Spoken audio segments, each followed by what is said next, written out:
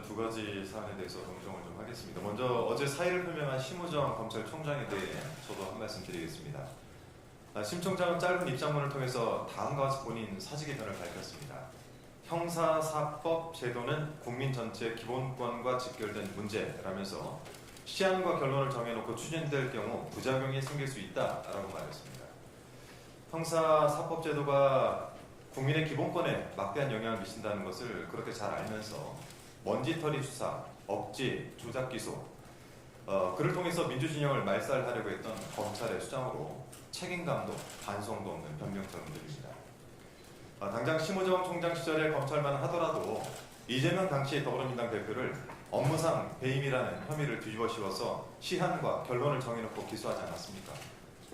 심우정의 검찰이 기본권을 보장해준 자들의 면면을 살펴보겠습니다. 당신의 검찰은 지난해 김건희 명품백 수수 사건과 도이치모터스 주가 조작 의혹에 대해서 줄줄이 불기소 처분했습니다. 하필 이 사안에 대한 수사가 이루어지던 작년 10월 심우정 총장이 김주현 당시 민정수석과 비화폰으로 통화했던 사실이 뒤늦게 밝혀지기도 했죠. 지난 3월에는 내란숙의 윤석열에 대한 석방을 지휘했고 그러면서 소신껏 결정을 내린 것이다 라는 말을 남겨서 온 국민의 분노를 유발한 일도 있습니다.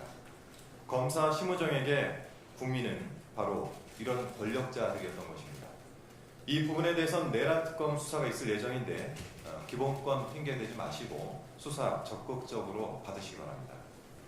형사사법 제도가 국민의 기본권을 제대로 지키게 하려면 아무래도 검찰개혁은 속도를 내서 진행돼야 할 것 같습니다.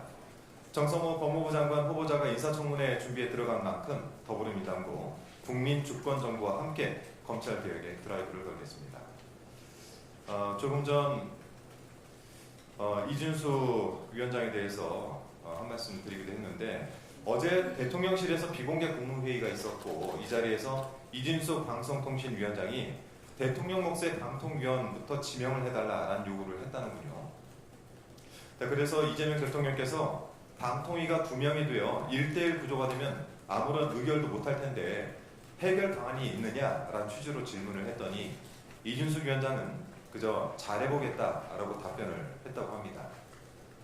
대통령님의 질문 요지는 어떻게 였을 것입니다. 국무회의에서 논리도 없고 근거도 없이 자신의 임기 보장이나 요구하는 자가 공영방송의 정상화된 개혁과제가 산적한 방송통신위원회에 남아있을 이유가 있습니까?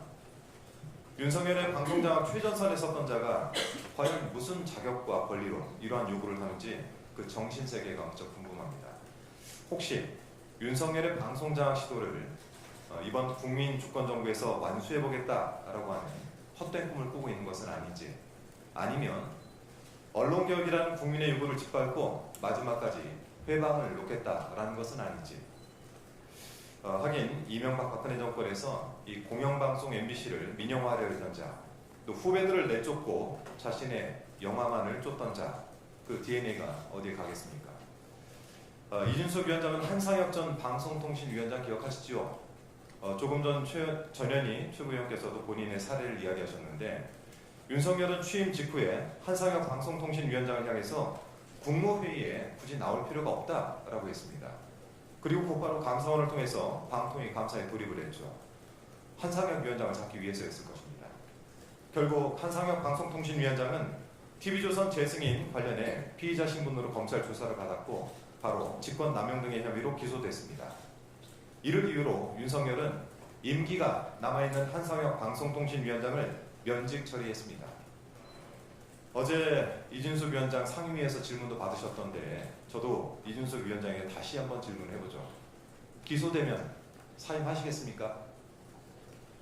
당신이 대전 MBC 사장 재임 시절에 있었던 이야기들은 동료들로부터 하도 많이 들어서 이 자리에서 다 이야기 어렵습니다. 기회가 따로 있겠죠. 그 중에 이준석 하면 따라다니는 법인카드, 그 법인카드의 사적 유용 의혹으로 경찰에 수사를 받고 있는데 조사에 충실히 임하시기 바랍니다.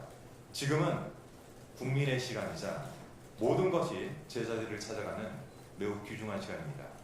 아울러 이준석 위원장 당신에겐 임기 보장이 아닌 그간의 행적에 대해 책임을 져야 되는 시간입니다. 이게 그나마 한 회사에서 함께 근무를 했던 사람으로서 드리는 마지막 경고입니다.